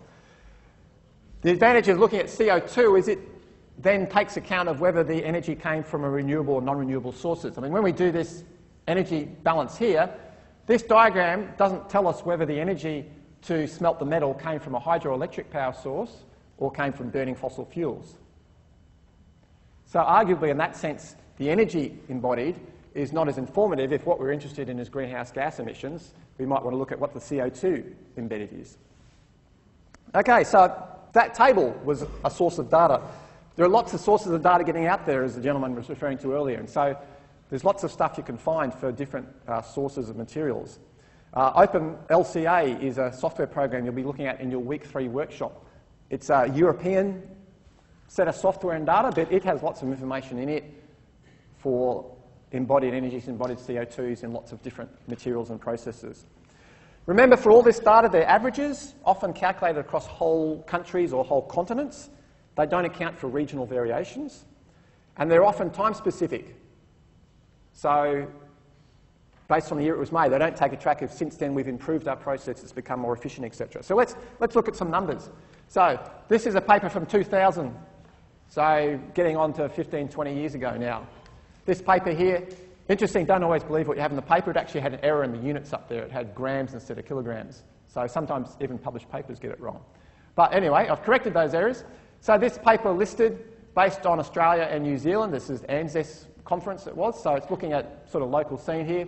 These guys estimated the embodied CO2 per kilowatt hour of electricity for a whole different list of different fuel sources. And so you look at that, you can see the coal up here near the top, 1 kilogram per kilowatt hour. Oil and light natural gases are less CO2 intensive. If you can get renewable energy sources like geothermal and hydro, New Zealand has a lot of the geothermal energy, for instance, you can get it much, much lower embodied carbon in the energy used. And you've got solar panels here as well. If you can't find anything else, use that table, but it's 15, getting on 20 years old. So it's probably not the most up-to-date information. Let's look at it, for instance, coal, 1.03 kilograms of CO2 per kilowatt hour. Here's some more recent information about burning coal in Australia. This is from July 2014. This is from the Department of Climate Change Energy. So it's a government department. So answering that earlier gentleman's question, I'd be fairly confident that the bureaucrats, public servants have done a reasonably thorough job in this. Okay, they're not out with any particular vested interest, hopefully. And so this is looking at kilograms of CO2 equivalent per kilowatt hour for the electricity you buy in Australia. And first of all, you can see that most of the numbers are significantly lower than the number 1.033. So maybe 20 years ago, the data wasn't as accurate, but it's quite likely that the processes have become more efficient over the last 20 years as people have done things, the engineers have done things working at these power stations to make all the processes more efficient. And so you can see most of those energy CO2 emissions have come down. But you can also see there's a lot of variation there. So Tasmania's electricity is only 0.2 kilograms of CO2 per kilowatt hour. Why has Tasmania got such low environmental impact electricity? Hydro, yes, thank you. You can see the benefits of things like damming rivers. Maybe they should have dammed the Franklin River after all. I don't know. It had some benefits. Again, that brings out that ethical issue of how do you trade off trees versus cheap power and things like that. But this is not just cheap power, this is more environmentally friendly power. But this is talking about emissions. It doesn't talk about endangered species that got killed in the forests to make the dams. Yeah, morals, ethics, trading off things keeps coming up. What about Victoria's electricity? It's conspicuously high amounts of CO2 being emitted. Anyone else that knows, anyone other than that gentleman, anyone else know why Victoria's electricity is so dirty? They burn brown coal all the time. They burn brown coal, lignite, yeah. Lignite's got a high water content. It's not as coalified as black coal. So you get a lot less bang for your buck in terms of energy, so they have to burn more of it to make the same amount of energy. So if you're using electricity in Victoria, you're having a bigger environmental impact. Now, the Australian electricity grid is starting to become more integrated, so you might want to argue, oh, maybe you shouldn't worry about it, but that's the numbers. So that's fairly recent information. Yeah, sure, yep. There's more what, sorry? In the network now? Yep. Yeah, so over time, so even this is information from 2014, so over the last 3 years, the amount of renewables will have gone up, and so these numbers will have crept down by a few percent probably. Yeah. As I said, if you can get the most recent data, use it. It's probably more reliable and it will take account of more recent things. Yes, sir? Is the relationship linear? I mean, if two states are using the same percentages of power, like if they are both using coal, but one of them needs lots of energy, one of them won't need as much, would they still have the same emission per kilowatt hour? Okay, so the question was, if you've got one state that's only using a small amount of electricity generated from coal, another state that's using a lot of electricity generated from coal, are they both equally efficient? As an approximation, yes, because we produce our electricity in kind of power stations. In 2 weeks' time, I'll talk about this in a lot more detail. But your basic power stations, a certain number of watts of capacity, and when you need more power, you just tend to build more power stations. So those power stations, assuming they're being looked after to a similar standard, are probably of similar efficiencies. So it's more the type of coal you're burning that's having a bigger impact here. So the lignite brown coal is much less environmentally friendly than black coal. But good questions to think about. Economies of scale, bigger things tend to be more efficient in general. So let's do some calculations then. I've called this the vampire power CO2 emissions. Vampire power is the name, the catchy phrase used for all the electricity that gets burned up by all the devices sitting in your house on standby. So all those little red and green lights everywhere when you go through your house at night time and it's dark and you see all these little red and green lights. That's all the appliances in your house sitting on standby waiting for you to use them. If you live in New South Wales, so you're using CO2 that comes at this cost here, 0.86, how much CO2 emissions are there in a year if every day you've got 100 watts of electricity being burnt up in vampire power in your house? Well, here's how you do the calculations. First of all, you set your basis here, 1 year. Okay, remember I talked about setting a basis early on. What have we got? 365 days a year, 24 hours per day, 100 watts, and a conversion factor 1,000th per kilowatt per watt. And you see the units cancel days, watts cancel watts. We end up with kilowatts times hours, 876 kilowatt hours. What's it going to cost you? It's about roughly 20 cents a kilowatt hour or something. Depends which company you're with, what time of day it is. But a fifth of that, say you might be paying $150. So you've wasted $150. How much CO2 has been emitted? Well, we take that 876 kilowatt hours, multiply it by the figure for New South Wales electricity, 0.86 kilograms per CO2 per kilowatt hour, 750 kilograms of CO2. So roughly a tonne of CO2 has been emitted because you've had all these devices sitting on standby in your home. There's something practical you can do about that. You can turn them all off if you want. Can you be bothered? Don't know. Things vary with time. Things get better. Oh, so I should say, any questions about the mathematics in that question? Because these are the kind of calculations that you need to start doing. So any questions about the maths? Yep. What's that last one? 0.001 kilowatt? That's kilowatts per watt. So a kilowatt is 1,000 watts. So I could have written that as 1 kilowatt divided by 1,000 watts. So 1 over 1,000, 0.001. Yeah. Just converting watts. Yeah, it's just a conversion factor, watts to kilowatts. Yeah. The 100 watts was the 100 watts there of power that I'm using. Is that a usual amount that is on standby? On standby. Different devices, 1 watt, 5 watt, depends on the device. One way you can work out is put your hand on the device and see how hot it is. Oh, that's just my guess, you know. What you can do is, if a really good way of working out vampire power use is if you go away on holiday for a week, turn everything off that you normally use and just look at. Oh, I guess you've got your fridge running. Yeah, that wouldn't work so well. But yeah, you can buy meters. You can actually hire meters even. They used to have a hire scheme. You can stick meters on different appliances and measure how much vampire power they're using. But some of them it's a watt, some of them it's 5 watts. If it feels warm, you know it's burning energy. Yeah, although that'll still be recording your refrigeration and stuff overnight, which is not vampire power. You actually want your fridge running overnight.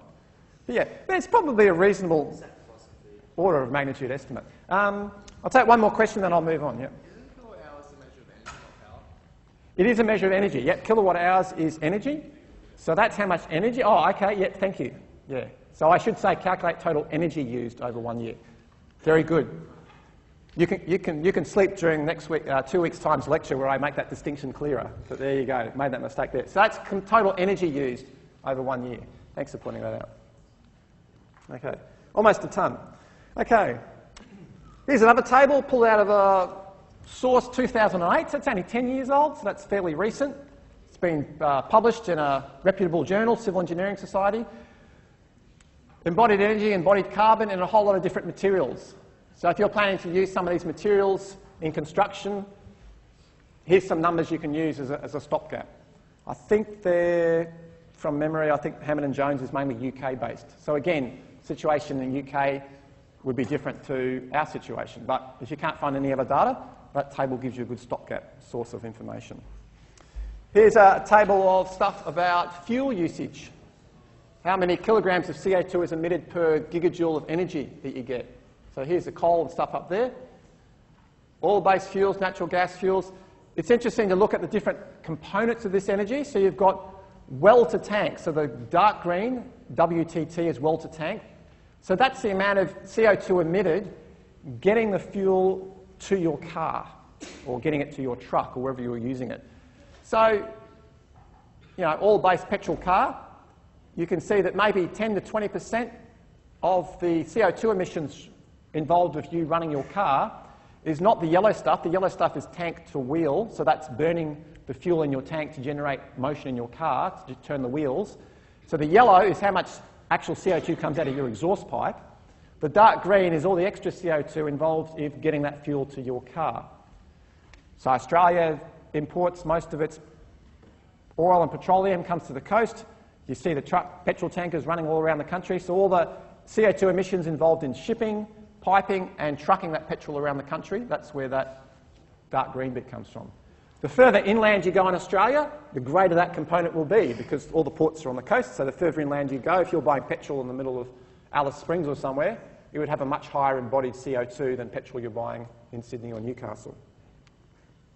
Okay, so here's just some tables of energy, gigajoules per kilolitre, CO2 emissions per gigajoule. So you can work out then, based on how far you travel, what your CO2 emissions are. So you need to know the efficiency of your car, how many litres you get per 100 kilometres. You need to know how far you're going, and then you can look up conversion. 1 kilolitre is 1,000 litres. You then put in the gigajoules per kilolitre, and you put in the kilograms of CO2 per gigajoule, and you can arrive at an answer of how much CO2 emissions are involved when you burn that fuel. Okay, so this is 2014, again, for Australian Commonwealth governments, probably fairly reliable. What's that vehicle mileage figure?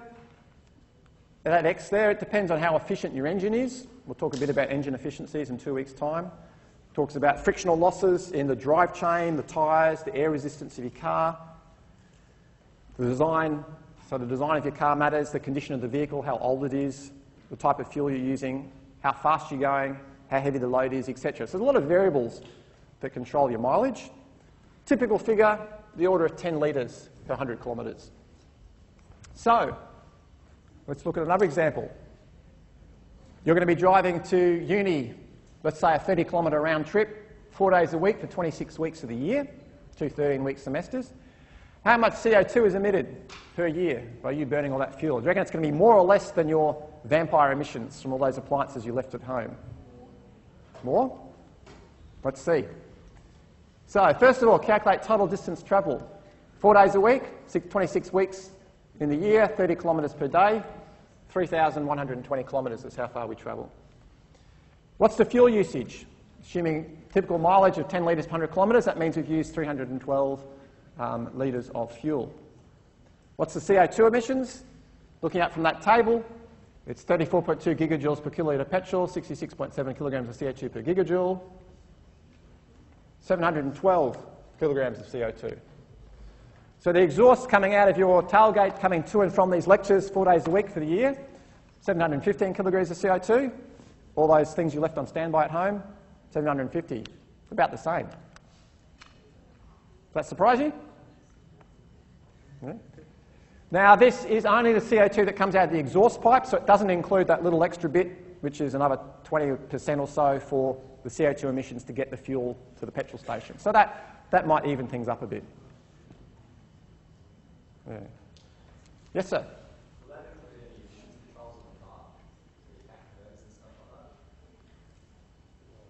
Those emission controls aren't stopping CO2. They're more for scrubbing out, converting nitrous oxides and things like that into more inert chemicals. But the CO2, you burn carbon-based compounds, that's CO2 that gets produced, yeah. Talk a bit more about that in 2 weeks' time as well. Yeah. So, yeah, doing those sorts of calculations can see where could you make a difference to your CO2 inputs. I'm going to jump, there's an example in your notes from an LCA done in California about different types of cars. I'm going to skip that now because I want to spend the last 5 minutes getting you guys to do a bit of work. Let's look at, you want to buy 20 metres of photovoltaic cells to supply 2,000 kilowatt hours of energy per year to your building. I went to the highly reliable Wikipedia site and found out that solar panels of that type weigh about 600 kilograms and have an embodied CO2 of 250 kilograms per square metre of panel. You're going to get those panels, transported from Sydney, 200 kilometres away roughly, economy of 10 litres per 100 kilometres. Assume a full load on a one-way trip, and compare that with just using electricity from the grid over a 20-year period. And you can use the data from the tables on electricity and fuel consumption from earlier in the lecture. You're not going to have time to crunch the numbers, but I want you to spend a couple of minutes, see if you can write the equations out that you need to use. I know time's running out, but you've got time. Write down the equations, don't put any numbers in them, but write down what are the equations you're going to use to calculate your transport emissions, your manufacturing emissions, and your total amount of CO2 emitted from the solar panel option, and then for your business as usual. Don't worry about looking up the numbers, just see if you can write out the equations, because we're running out of time. Sorry? See the questions, right? The equation. Oh yeah, so the question's in, there's the question on that slide. So these slides are up on Blackboard, by the way. Yep. It's always handy if you can either have them viewable or print them out before you come to the lecture. Yep. So what equation would you use to calculate the transport emissions, the manufacturing emissions, and the total versus business as usual?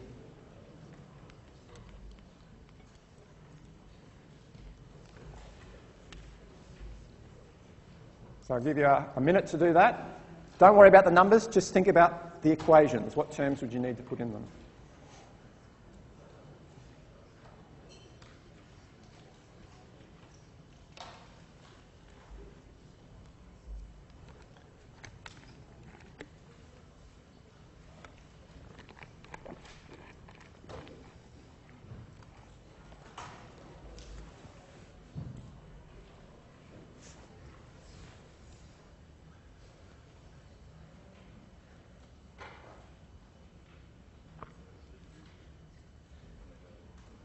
Okay, who can tell me what's the transport equation going to look like for calculating CO2 emissions from transport? What terms will appear in it? How far you travel, so there'll be a distance travelled in it. Yep.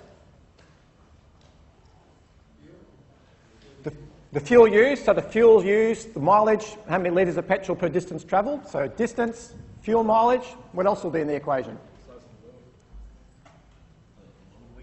The load weight, at this stage it won't because we've specified that. But yeah, the load weight would actually affect that number there. Yeah. But yeah, that's more in-depth analysis. So that would be something you could look at. So, the type of car, again, the type of car will be what affects that number there. So I've told you that effectively. But yeah, a truck will have more emissions than a car, for instance. Yeah. The amount of petrol used for the chip, so that's the mileage, 10 litres per 100 kilometres times by how far you travel. So you've got the distance travelled, the fuel economy. What's the missing link? That tells us how much fuel we've used. We want to work out CO2 emissions. So what do we need to add to the equation? Times that by the CO2 emissions. Yeah, you times that by the emissions per litre of petrol. So it'll look something like this. How far you travelled, your mileage of the car, litres per kilometre, how much energy you get per kilolitre of fuel, and then how much CO2 you get per gigajoule of energy. And that gives you a number of 45.6 kilograms. You do the same for the manufacturing of the panels, 20 square metres, 250 kilograms of CO2 per square metre. You come up with a number of 5,000 kilograms. So that means the total CO2 emissions involved with that solar panel array is 5,046. What about business as usual? If I use 2,000 kilowatt hours per year for 20 years, at New South Wales electricity rates, 0.86 kilograms of CO2 per kilowatt hour, 34,000 kilograms of CO2. So hopefully you've come out of this lecture, you've learnt one thing, that yes, the numbers do add up. Solar panels do emit less CO2 over their life than using electricity from the grid, if that grid electricity is carbon fuel based from burning coal. We have left quite a few things out though. We've left out the efficiency of the truck, but that's probably a pretty minor term.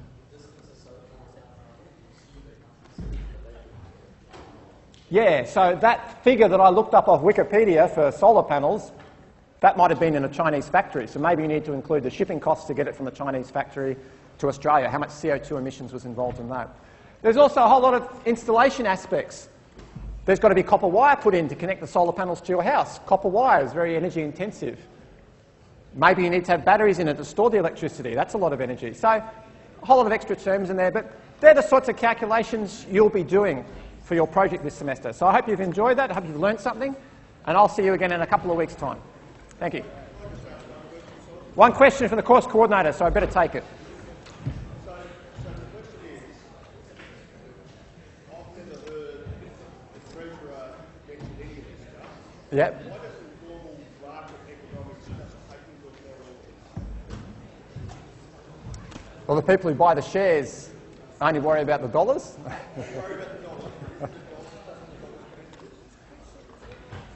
Yeah, I don't think that's a conversation to start when the time's out and the thing's over. But yeah, good question. Yeah. The question is, why are we doing this? Why don't those numbers come up in The Economist? Why isn't the Treasurer talking about this, etc.? Yeah. Too much investment already in existing technologies. Yeah. Thank you very much.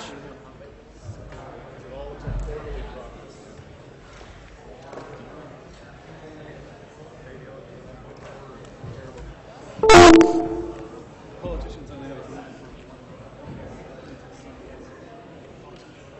politicians only sit for 3 years. That's one of the drawbacks of the why our democracy works. No,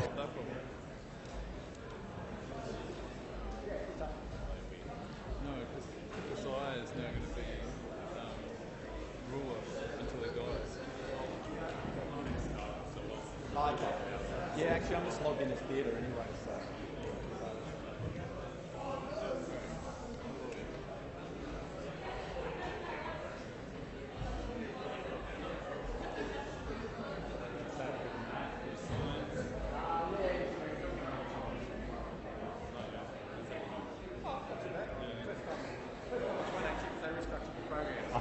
We've now got the first wave of students that are into their second year now. Yeah.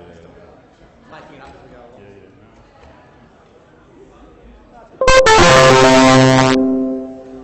I'm starting to get very forgetful. I start leaving my things stuck. Yeah, I get that. Oh, Snuck in the other way. for today. That's mine.